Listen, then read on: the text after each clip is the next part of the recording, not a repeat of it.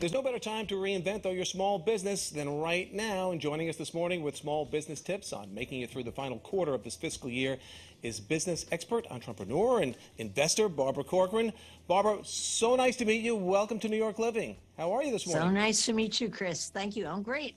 Well, we want No to talk. complaints. We want to talk all things small business with you this morning. So, small businesses after entering the fourth quarter of the year, why is this time so crucial for them? Because they're sweating it out. The fourth quarter of the year, everybody comes to terms with the reality of their business. And everything that's possible to worry about, you worry about in your fourth quarter.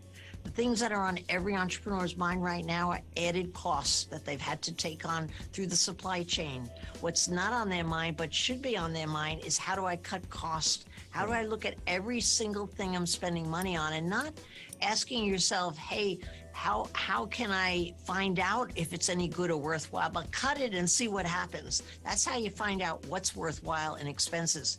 But the one area that people are struggling with now more than ever is losing people at the year end, losing people to start a new job somewhere else. And that's the single most expensive and damaging change that can happen to a small business. So you have to be on top of your people.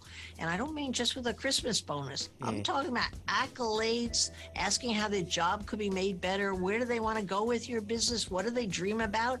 Getting behind them and supporting them, because they're the people that are going to build the business for you. Right, and important to make them part of the team, part of the business ideal, obviously. Put them in charge, actually. That would be awesome, yeah. So now you have a free webinar coming up next week, and the main focus talks about reinventing your business. So can you explain to us how you know when your business needs reinventing and the changes you might need to make?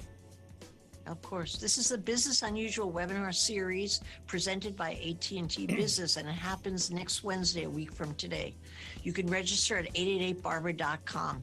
Now that I said that, I'll answer your question, which is, well, how can people reinvent their business? Most people think you have to throw out an old model or get really clever or have a brain transplant to reinvent a business. It's not that way at all. It's to examine what you're doing day to day with the people who work for you and your customer base as well, and ask, how could I do it better? How could I just do it a little bit better? And that's what reinvention really is. I don't think I had a day in building my real estate business where I didn't have that on my mind every day and make changes that very same day. That's called reinvention. And our webinar series are going to examine all the ways you could reinvent your business. And it doesn't cost more. It costs less, but it changes your way of thinking, getting your head in the right space for the end of the year. Yeah, so advice for business owners who might be feeling overwhelmed, those are the pieces they really have to focus on at the end of the year. They're all overwhelmed, believe me.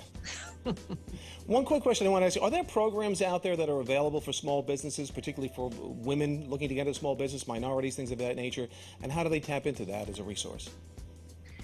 Your single best source is SBA, because they offer all tailor-made plans for minorities, for women-owned businesses. Yes, the funding is so readily available at very, very low interest rates, and the process to actually get it does not take that very long. A lot of people think I'll be working on it for 6 months. I've seen these loans pass through, startup loans especially, and as short as 6 weeks. Wow. So there's really no excuse to think, I don't have the money, where do I go, or how do I find an investor? You can fund yourself, grassroots, if you get the help from an SBA lending officer. That's great to know. We had a holiday cookie segment on already. So what about for the holidays coming? How do businesses prepare? How do small businesses prepare for this rush that you probably only see around the holiday season?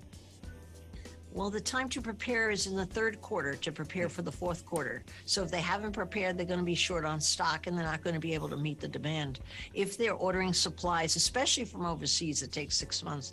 But if they order local supplies, you need to be ahead of your business by 2 to 3 months if you're going to meet that. But what you might find surprising is customers that you've really engaged through social media will forgive you if you can't deliver. They will take the product after Christmas.